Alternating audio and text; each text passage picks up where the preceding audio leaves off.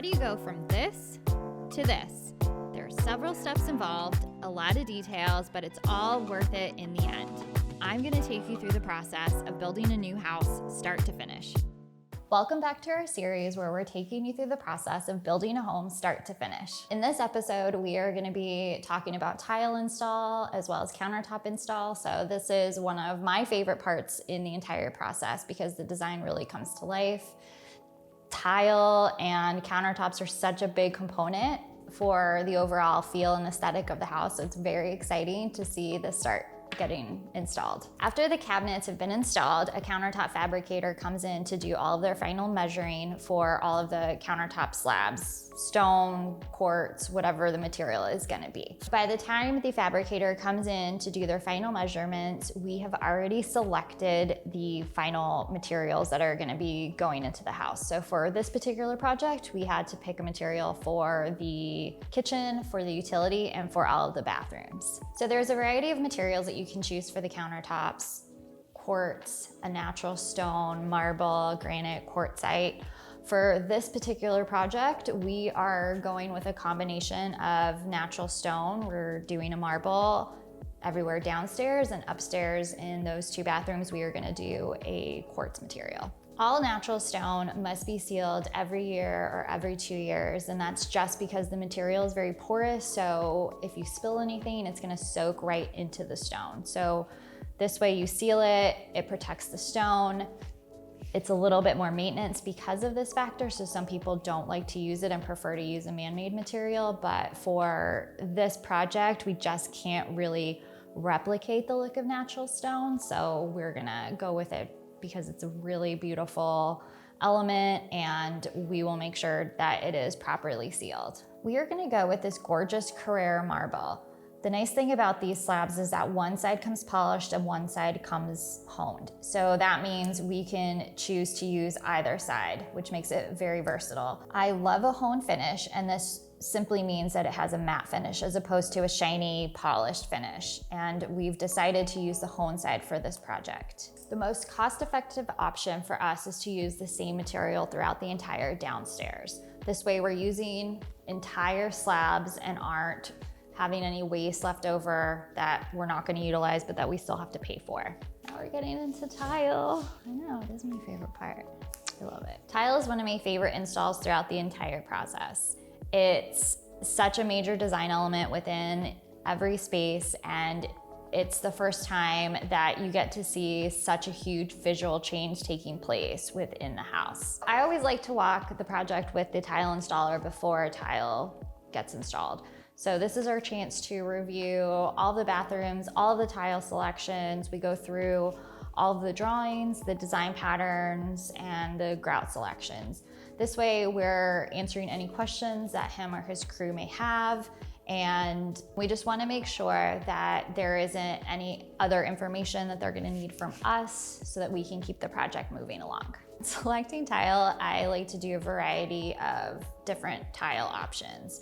So this way it adds a little bit of interest and keeps everything a little bit different within the house, but I try to keep the overall palette generally consistent, and then I'll throw in typically a couple of accent pieces that may be in a different colorway just to add a little bit more drama to the space. The majority of the tile for this house is gray and white, and then we've got a couple of other areas where we've thrown in a different color. So the dramatic tile for the powder bath is this beautiful green embossed tile that's gonna go floor to ceiling against on the sink wall and have a really huge impact for anyone who goes into that bathroom or even just walks by, because they'll see that focal wall as they walk past the bathroom. So we're gonna have this very dramatic green focal wall. So we wanted to also do something really fun in the bathroom. Again, this is a powder bathroom. This is an area where you can have fun, you can do bold colors. So for the flooring, we went very bold, we went very dramatic.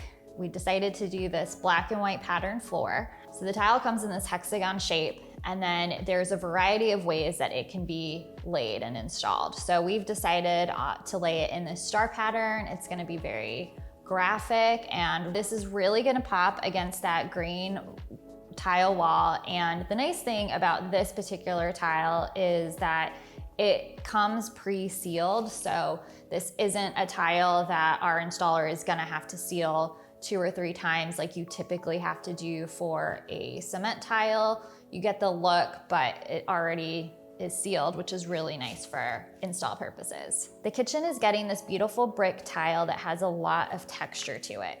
We're gonna do something really cool in the utility room. So we are gonna be using this white glazed brick with these black speckles.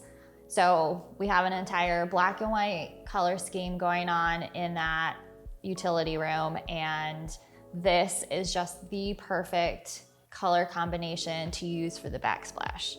Now, unfortunately, this did not come in a thin brick format for a backsplash application. So what we are going to do is have the brick installer cut these down so that he can install them on the backsplash. Heading upstairs, we are gonna make the master bathroom clean and sophisticated. For the flooring, we are gonna go with a patterned marble mosaic tile, and that is gonna carry from closet all the way through the bathroom and into the shower. So it's gonna be very seamless, carry all the way through. Again, it's not a huge space, so I think keeping the flooring consistent in there makes the most sense instead of breaking it up and having it look a little choppy by using a different material in the closet or elsewhere. Because the flooring is patterned, I wanted to keep the walls very simple and clean and let the flooring really be